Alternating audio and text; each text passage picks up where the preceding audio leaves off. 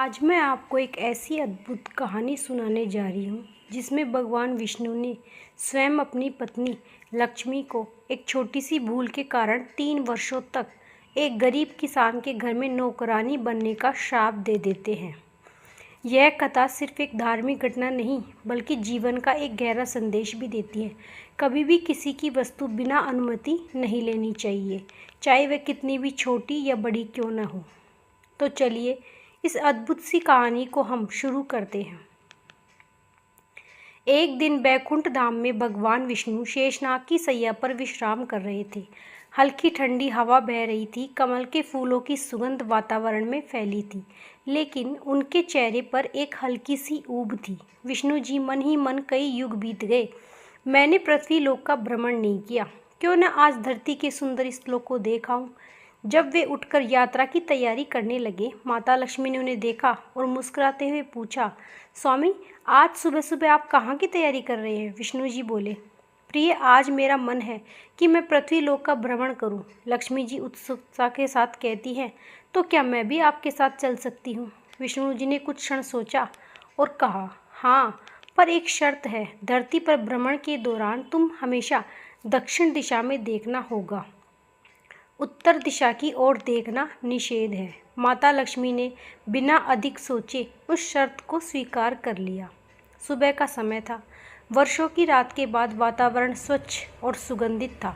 जब विष्णु जी और लक्ष्मी जी पृथ्वीलोक पहुँचे तो हरियाली ने उनका मन मोह लिया। खेतों में मोती जैसे चमकते वर्षा बूंदे, पेड़ों पर चहचहाते पक्षी और मंद मंद बहती हवा, सब कुछ दिव्य लग रहा था। माता लक्ष्मी इस सुंदरता में इतनी खो गई कि उन्हें शर्त याद ही नहीं रही और उनका मन भटककर उत्तर दिशा की तरफ चला गया।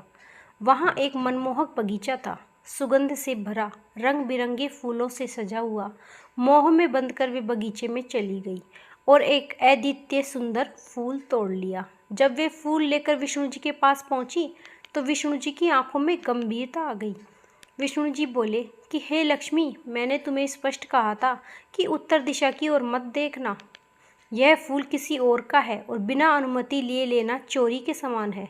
माता लक्ष्मी ने क्षमा मांगी, स्वामी मुझसे भूल हो गई, कृपया मुझे क्षमा करें। लेकिन विष्णु जी ने कहा, भूल के लिए दंड भी आवश्यक है। तुम्हें इस फूल के मालिक के घर 3 वर्षों तक एक साधारण नौकरानी बनकर रहना होगा। 3 वर्ष बाद मैं तुम्हें बैकुंठ वापस बुला लूँगा। फूल का मालिक एक गरीब किसान था जिसका नाम था माधव। उसकी टूटी फूटी झोपड़ी में उसकी पत्नी, 3 बेटियां और 2 बेटे रहते थे। माता लक्ष्मी ने एक साधारण गरीब कन्या का रूप धारण किया और माधव के आंगन में पहुंच गई। लक्ष्मी, मैं अनाथ हूँ, कई दिनों से भूखी हूँ, कृपया मुझे अपने घर में काम करने दे।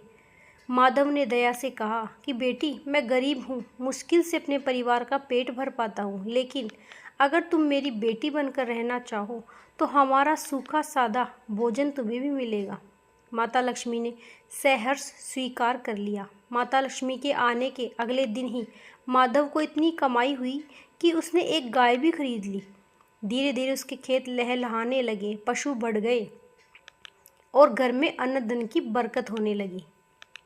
माधव को आश्चर्य होने लगा, लगता है यह कन्या कोई साधारण नहीं, अवश्य ही कोई देवी है। 3 वर्ष बीत गए।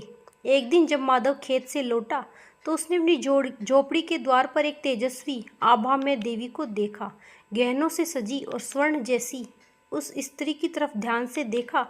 देखने पर उसे पता चला कि ये तो यही कन्या है जो 3 वर्षों तक उसकी चौथी बेटी के रूप में रह रही थी। माधव हाथ जोड़कर कहता है कि हे माँ, मुझे क्षमा करें, मैंने अनजाने में आपसे घर और खेत के काम करवाए। माता लक्ष्मी मुस्कुराकर बोलती है, माधव, तुमने मुझे अपनी बेटी की तरह सम्मान दिया, दया और प्रेम दिया, मैं प्रसन्न हूँ। मैं तुम्हें आशीर्वाद देती हूँ कि तुम्हारे घर में कभी भी धन और सुख समृद्धि की कमी नहीं होगी। इतना कहकर माता लक्ष्मी बैकुंठ लौट गई। दर्शकों, यह कथा हमें सिखाती है कि बिना अनुमति किसी की वस्तु लेना अनुचित है और दूसरों के साथ दया और प्रेम से व्यवहार करने से ईश्वर का आशीर्वाद अवश्य मिलता है। अगर आपको यह कथा पसंद आई हो तो चैनल को लाइक, सब्सक्राइब, कमेंट में जय माता दी जरूर लिखिएगा। राधे राधे।